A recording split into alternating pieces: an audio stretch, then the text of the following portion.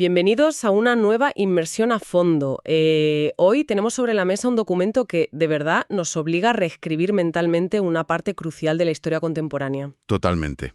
Es un cambio de paradigma brutal. O sea, vamos a sumergirnos en un análisis detallado a partir de las investigaciones del capítulo 18 del libro La siembra de la pobreza. El subtítulo es La paradoja de la siembra del petróleo, de Arquímedes Román. Exacto.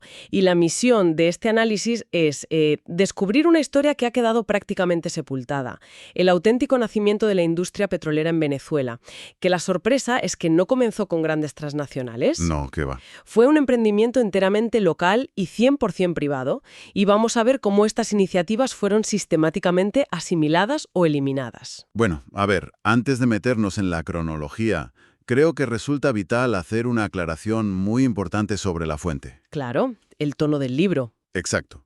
El texto de Román contiene una carga ideológica bastante pronunciada. Critica duramente al socialismo, el estatismo y todo lo que sea control gubernamental. Así que es fundamental dejar clarísimo que en esta mesa de análisis no tomamos partido. Por ninguna postura política. Eso es, ni de izquierdas ni de derechas. El objetivo para quienes nos escuchan es, única y exclusivamente, reportar los hechos históricos. Exponemos las perspectivas del autor sin respaldar sus opiniones políticas. Vale, vamos a desgranar esto. Porque al escarbar en los archivos, los hechos desmienten ese mito fundacional. La historia oficial siempre oculta a esos pequeños emprendedores que lo iniciaron todo. Y dibuja un panorama donde parece que solo el Estado o las megacorporaciones podían hacer algo. Ya, pero la industria nació siendo venezolana. Y para entender por qué no prosperó, el autor usa una analogía brillante. Es como la clásica trampa del primer empleo. Ujú. Pero le exigen tener experiencia para entrar. El Estado negaba permisos a los locales alegando falta de tecnología. Pero claro, era materialmente imposible desarrollar esa tecnología si no te daban la oportunidad de perforar un pozo. Exacto. Los asfixiaban de entrada. Y esto no surgió de la nada en el siglo XX. ¿Qué va? Si conectamos esto con el panorama general, emerge un concepto histórico de muchísimo calado que el autor define como el Estado-Rey. Fíjate, el Estado Rey. Sí. Según el texto, la raíz de por qué el Estado venezolano asfixió la iniciativa privada se hunde directamente en el Imperio español. En el derecho colonial, el monarca era el dueño absoluto de todo lo que había bajo tierra. Y eso pasó intacto a las repúblicas. Totalmente. Hay una cita reveladora del historiador Jaime Vicens Vives sobre la España de 1476. Señala que en esa época nadie podía decir esto es mío o esto es tuyo con seguridad jurídica. Porque la propiedad era un simple favor. Un favor concedido por el soberano, confiscable en cualquier momento. Y el autor argumenta que esta mentalidad creó un, entre comillas, socialismo inconsciente a lo largo de generaciones. O sea, la idea de que solo los negocios del Estado son buenos. Exacto. Y cualquier intento de acumulación de capital privado con recursos naturales se ve con desconfianza, lo que deriva lógicamente en eliminar a la competencia privada. Pero a pesar de ese peso inmenso del Estado Rey, hubo un momento en que la naturaleza forzó la situación. Nos vamos al año 1875, un terremoto brutal en el Táchira. Un evento que lo cambió todo. Literalmente, fracturó la tierra en una hacienda cafetalera llamada La Alquitrana, propiedad de Manuel Antonio Pulido, y de esas grietas empezó a emanar petróleo a simple vista. Y fíjate en la reacción de Pulido. No se queda de brazos cruzados esperando al gobierno. Entiende el valor comercial, gestiona los trámites y consigue una concesión de 50 años. Es alucinante.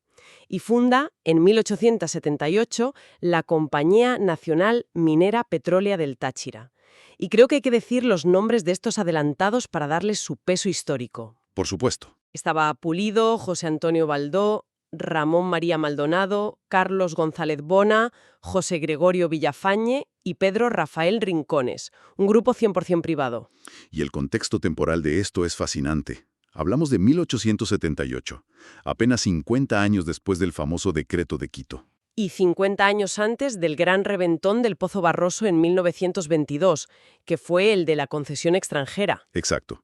Es que estaban operando en la misma época en la que el mítico John Rockefeller empezaba a montar su imperio en Pensilvania. Aquí es donde la cosa se pone realmente interesante, porque el socio más joven de Petrolia, Pedro Rafael Rincones, se va un año entero a Pensilvania. A la cuna de la industria. Directamente a aprender en los dominios de Rockefeller y Edwin Drake. a empaparse de la tecnología. Y no vuelve solo con apuntes.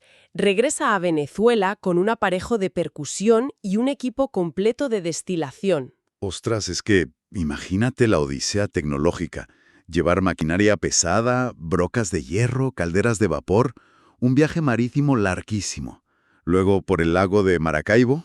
Y luego a lomo de mulas y bueyes por rutas de montaña escarpadas hasta la hacienda. En una época sin carreteras, sin electricidad y sin bancos. Es una proeza logística increíble. Totalmente. Y lo logran. En marzo de 1883 completan el pozo que llamaron Eureka, a 60 metros de profundidad. Y los números para la época no están nada mal. Llegaron a refinar 2.000 litros diarios, queroseno, gasolina y gasoil. Lo distribuían en latas por toda la región andina y llegaban hasta el Zulia. Sustituyendo las velas y modernizando la zona. Es la prueba de que el capital local podía generar riqueza de forma sostenible. Pero claro, la historia de Petrolia no tiene un final feliz por culpa del Estado. No. Tras 56 años de operaciones, llegamos a 1934. La concesión se acaba y el Estado decide no renovarla. Así, de un plumazo. Bajo la dictadura de Juan Vicente Gómez, la lógica del Estado Rey fue aplastante. El dictador prefería negociar macroconcesiones con británicos y norteamericanos. No quería la interferencia de productores nacionales. Porque las transnacionales pagaban rápido y no eran una amenaza política interna. Exacto. Petrolia era un mal ejemplo de empresa venezolana independiente, así que la asfixiaron hasta eliminarla. Y esta mentalidad de asfixiar lo local no se quedó en esa época. Si damos un salto temporal a los años 60, encontramos otro intento tremendo. Hablamos de 1965 y el nacimiento de Mito Juan. Un caso espectacular, fundada por el ingeniero Humberto Peñalosa, que venía de trabajar en la transnacional Criole. O sea, un tipo con un conocimiento técnico brutal. Consiguió concesiones para operar bloques marginales, pozos que las transnacionales habían descartado por baja rentabilidad. Lo cual requiere una ingeniería y una estructura de costes súper eficiente. Pero el detalle clave del texto es cómo se financió Mito Juan. Era una empresa de capital abierto. De la gente. Una democratización de la industria. Las acciones costaban unos $3 y consiguieron captar a unos 1.000 accionistas. Pero a pesar de este logro, el texto señala que no hubo un interés masivo del público, porque la gente estaba deslumbrada por el boom petrolero estatal y los miles de millones de las extranjeras. $3 parecía poca cosa. Parecía poca cosa, pero la empresa funcionaba. Competían en la misma liga que las transnacionales operando pozos difíciles. Y aquí llegamos a la gran ironía de la nacionalización. Mito Juan sobrevive al mercado global, pero es aniquilada por un acto del Estado Rey. La famosa Ley de Nacionalización de 1976. Que en realidad fue una estatización total. Se creó el monopolio de PDVSA que absorbió por la fuerza a Mito Juan. Y lo más sangrante es el famoso artículo 5 de esa ley. ¿El que dejaba la puerta abierta a las extranjeras? Exactamente.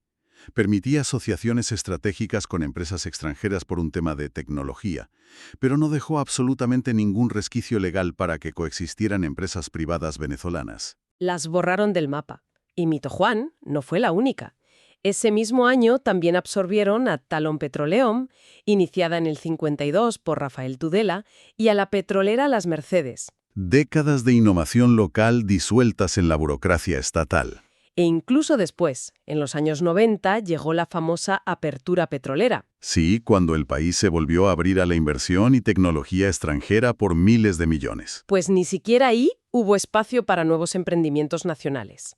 La barrera estructural seguía intacta. El bloqueo a la libre empresa local fue lo único que no cambió. Entonces, ¿qué significa todo esto? Porque para la audiencia que nos escucha, esto va más allá del petróleo. Es una lección profunda sobre el diseño institucional. Exacto. Este relato subraya cómo las leyes y las instituciones de un país pueden moldear o destruir por completo el potencial innovador de una nación entera.